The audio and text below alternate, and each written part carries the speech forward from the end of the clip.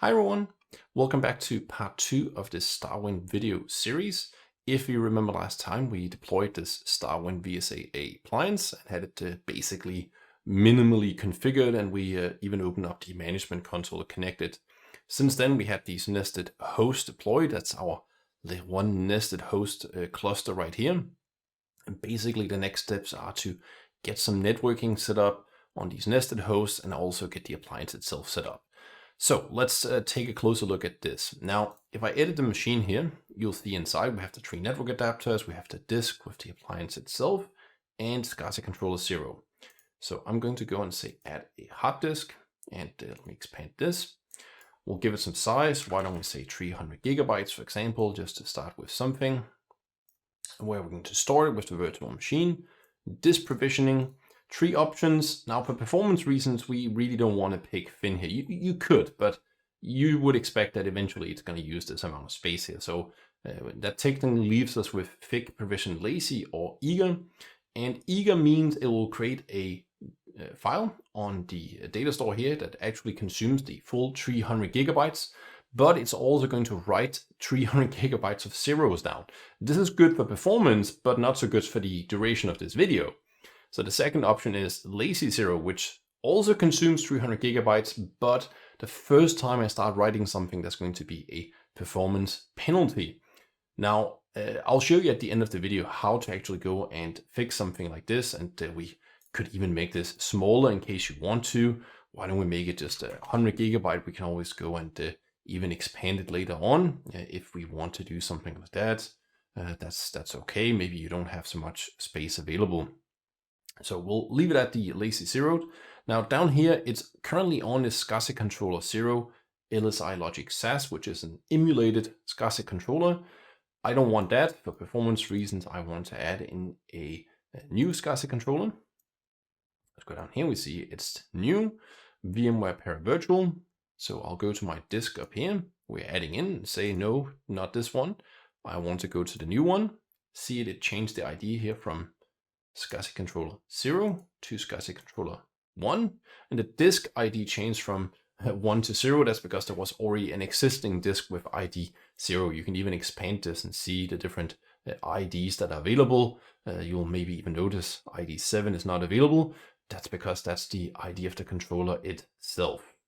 So let's save this, and then we'll basically power on this machine here. It boots pretty fast, but let's go take a look. So for the 2 hosts here, what we want to do is to give them an extra network adapter. So I'm going to go up here, network adapter, say browse, and I'll pick iSCSI traffic. We can just double check that it's VMXNet 3, and we'll pick the other one. And once again, add network adapter, browse, iSCSI traffic, just double check VMXNet 3, yeah, okay. And then we can even go and power on these 2 machines here. Now, one little detail here, because this is nested virtualization, we might run into a little issue because I'm using standard switches. So for these switches here for traffic to actually work, we'll have to go and edit them and go to security. And you see you have this promiscuous mode. Normally you would want to leave the default setting of reject. So because I'm using virtual ESXi hosts, I'm going to go and change this to accept. Click OK. I'm going to do the same with the sync network down here, although we don't really need it right now, but just sort of to keep some consistency. This is also actually a good time to just sort of double check that you have this set to the 9000, the jumbo frames that we talked about in one of the previous videos. All right, so it looks like these machines are up and running. So why don't we try and see if we can connect?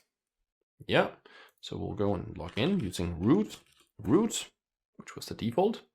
And maybe the first thing we should do here is to go to the terminal and change the password. Now, we could also do that from accounts. So here we see the root account, set password. So if I type in my password here, what you'll kind of notice is it's not too happy about the password I'm putting in.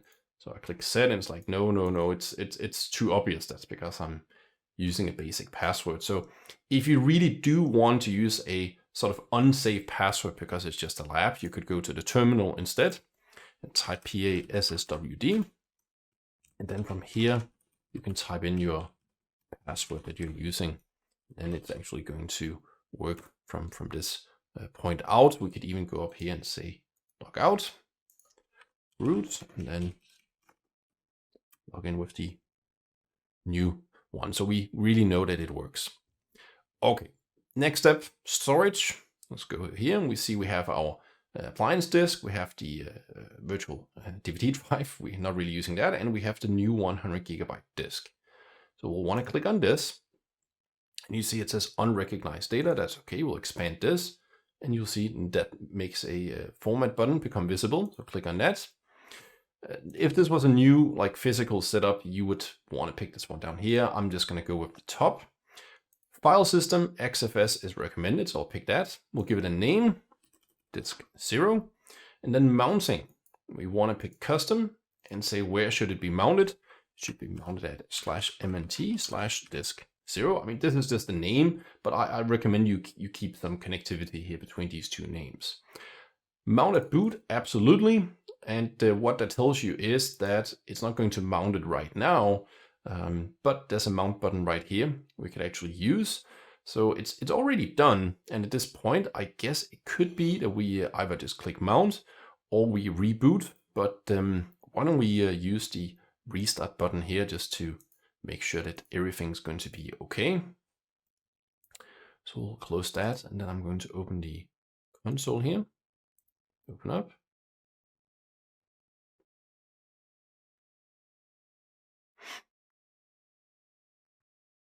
It actually really boots quite fast. I'm very impressed with that.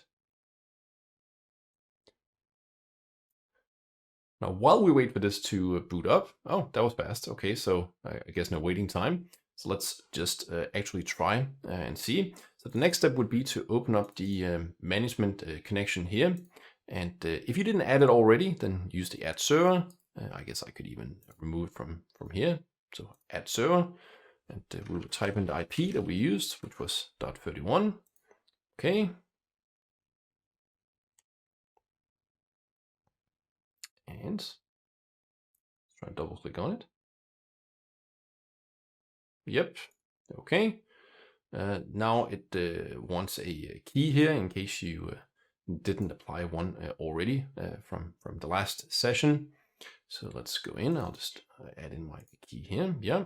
And then we get to the storage pool is not configured window that we saw from the previous video. So yes, absolutely, we want to set that up. And if we go to mount, we can see disk 0 is going to be here. If you checked without rebooting, it's not going to be there unless you click that mount button we saw before. So let's click on that and say open. And then you would think something would start happening now, but it doesn't actually, and that's okay.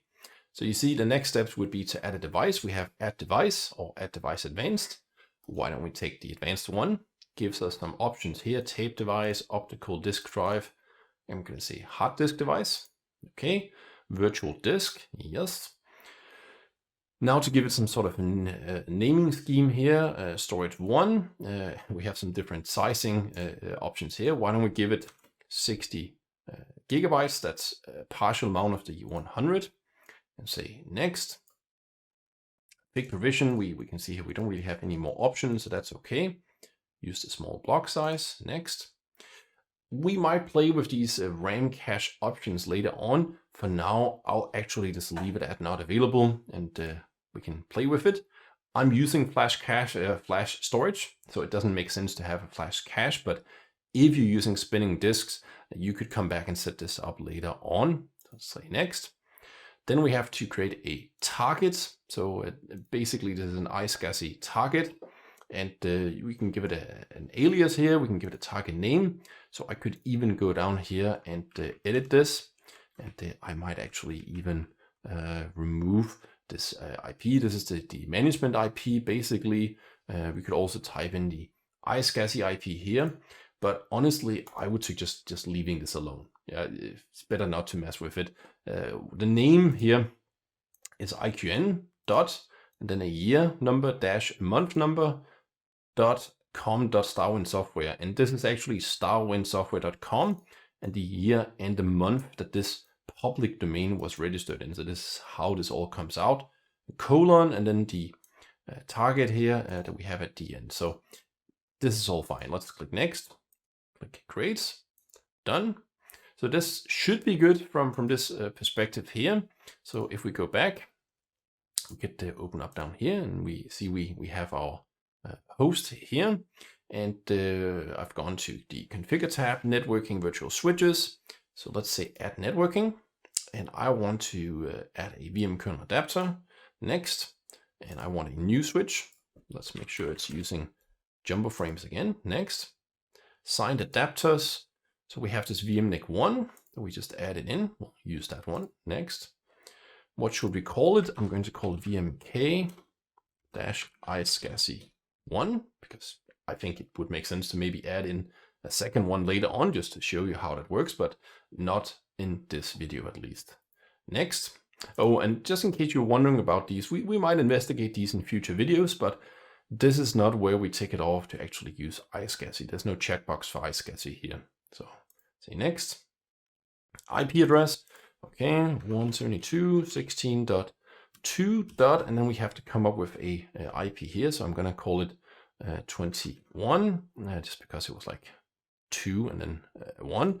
At the end, as long as it's an available IP, it doesn't really matter. Next, finish. Okay, so we have the new switch down here. That should be all good, I think.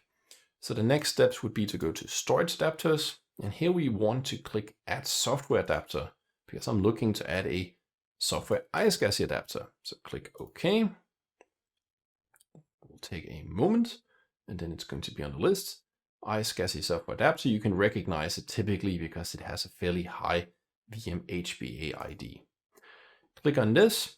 So network port binding. Let's go here and click add. Tell it I want to use this VM kernel port for iSCSI traffic. Ploop. Should be added in down here. Then we need to give it something to connect to. Well, that should be the iSCSI target on StarWind. So 172.16.2.1. Click OK. And then it suggests here that we do a rescan. That sounds like a good idea. So make sure we selected this, hit rescan. And then we could go to devices. And yes, we see we have our LUN 0, it's 60 gigabytes, so it's actually available right here. And the next step, of course, could be to, some kind of issue here. We go ahead and see we don't have a data store. So why don't we actually just go and say data stores? Nothing here, yeah. Okay, so we could maybe click on this. We could go up here. There's a few ways we could do something with this. You could also click right here and you can start seeing some options here. Not really so useful for what we're trying to do right now, at least. So if we go to storage devices, we can also see it starts to show up here. Same options as before. So let's go and take a look here. If we do a little refresh. Yeah, still nothing is popping up here. That's okay. What if we take it out of maintenance mode? That should start to give us some capabilities, I think. Let's see here if we go, say storage, new data store. Okay, 3 options here. VMFS, yeah, that's what I want to do. We can pick the LUN from before. And what should we call it? We could call it something like StarWind storage 0, because that's what we called it inside StarWind. I like to have some connectivity here to the names. Should it be VMFS 6 or 5? Absolutely VMFS 6, because we also want this automatic space reclamation support. How much space should we use? I would say for now, let's use everything. Block size, no options. Granularity, reclamation priority. Yes, let's do some reclamation. That's okay. Next, finish. That's going to be okay in a minute. So if we go down here, we can basically start to do something similar here again, right? So add software adapter. Okay. while it's doing that, we also need to set up a switch here. So we can say add networking, VM kernel, a new switch, 1000, next, add in the same VM NIC, next. Now call it exactly the same because this is only present on this one machine. Okay, next. We could call this 172.16.2.31. C class. Okay, next. Finish. Go back to storage. See that it's ready. Make sure that the VM kernel 1 is added for port binding. Dynamic discovery. Same thing as before. 172.16.2.1. And then we want to select this and do the rescan. And we can click on devices. If nothing shows up here, the most likely causes are that you misconfigured some networking, or go back and double check here on the physical host, on the virtual switches, that this iSCSI traffic switch here, that you really went to security and enable promiscuous mode. I've made this mistake myself more than once. In a physical environment, you wouldn't have to deal with this. It's only because in my lab here, I'm doing nested virtualization, and so might you be doing in your lab. So here we see it's all ready. And why don't we take this out of maintenance mode? So the interesting part is it already knows that this data store is here. And actually we could even start migrating, for example, this domain controller over to start running on this cluster here. But that would require shutting it down and so on. So I think one of the next steps would be to get vMotion and so on set up. Now, I hope you've enjoyed the video here. If you did, please take the time, if you didn't already, to hit subscribe. And don't forget to click the bell button as well, so that you really do get those notifications. If you have any questions, please leave a comment. If you don't have any questions, just leave a comment and tell me where you've been watching this video from. Thank you so much, and I hope to see you in the next video.